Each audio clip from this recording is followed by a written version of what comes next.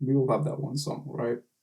You stopped listening to it a long, long time ago because it reminded you of that one girl. Perhaps she was the one that got away. And then one day, your playlist is on shuffle. It's a cold night, maybe you're in the car or at the gym, and that one song starts to play. And then slowly, but suddenly, all the feelings return, can't help it, as your mind drifts off to the memories you made of her, filling your heart with uncertainty or regret. Or, or, you've been on a throwback marathon. You're listening to Usher, vibesing alone in your room as if you were him. So innocent, she seemed, but I was. But you're not Usher.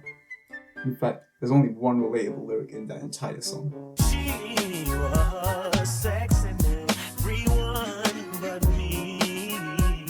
You've just wasted hours pretending to be an imaginary version of yourself while still procrastinating to do that report that's due in 2 days, rather than work on yourself to make that imaginary state a reality.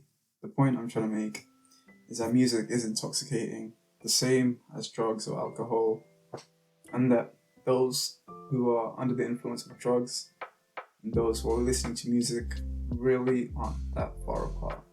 Let's have a look at alcohol, since it's the most used and most dangerous drug in the world. Alcohol is a strange one because it doesn't have a predetermined effect compared to something like cocaine or weed, which make you massively energetic or relaxed respectively. Alcohol just amplifies your current emotions. Whether it be heartbreak or ecstasy, alcohol will surely turn your emotions up to 11 and either let you drown in your sorrows or let you suffocate in your success. When you take alcohol, right, depending on whether you were sad or happy the moment before, you either become more sad or more happy.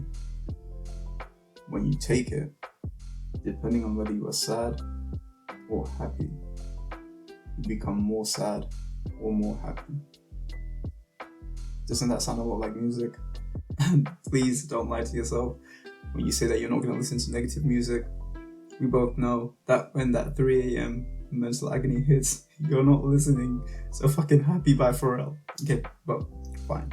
Even if someone did say that they only listen to happy music because it makes them feel good and it motivates them, right?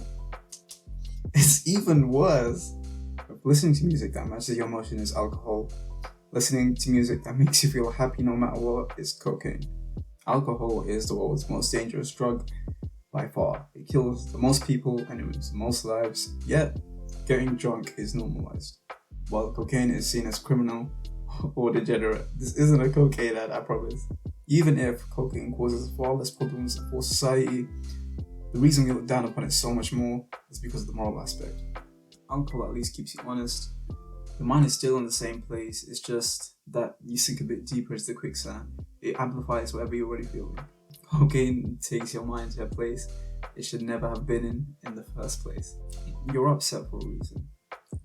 All sadness is made up of is fears and desires, and instead of choosing to conquer your fears or chase your desires, you allow music to convince your brain that everything is fine, jumping from emotion to emotion constantly, not allowing your brain to actually process what you want to do with your life and how to go about it. So your options are two. You can either face your fears and work hard for your desires like the man you dream of being, or you can keep running and keep running and keep waiting until the day you can't outrun your fears or desires any longer. And the illusion that music creates is becoming weaker and weaker. Life has passed you by and you've realized you've been living a lie, and when they catch up to you, because they will swallow you whole, and when you're in the belly of the whale, you'll truly understand what it means to regret. When you think of masculinity, what image do you have in your mind? Probably a strong man, fearless and resilient. And surely you think this isn't the type of man to cry in hard times or cower in fear.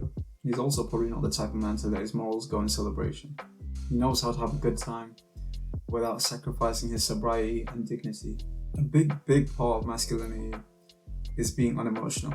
And that doesn't mean not feeling emotions, because we are all human, but it means to not react.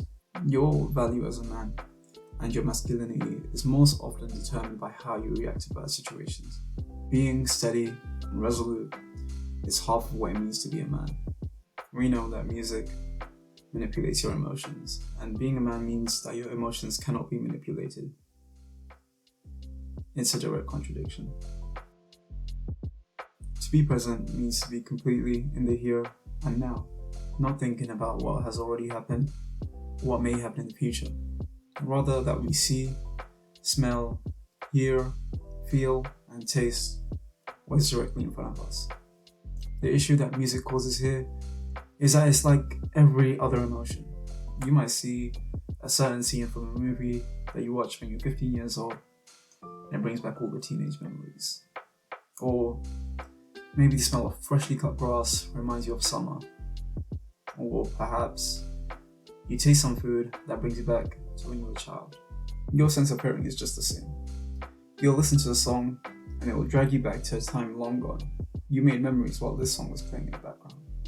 But unfortunately, it is impossible to be in two places at once. In return, to relive a moment, you must sacrifice the moment you're currently living.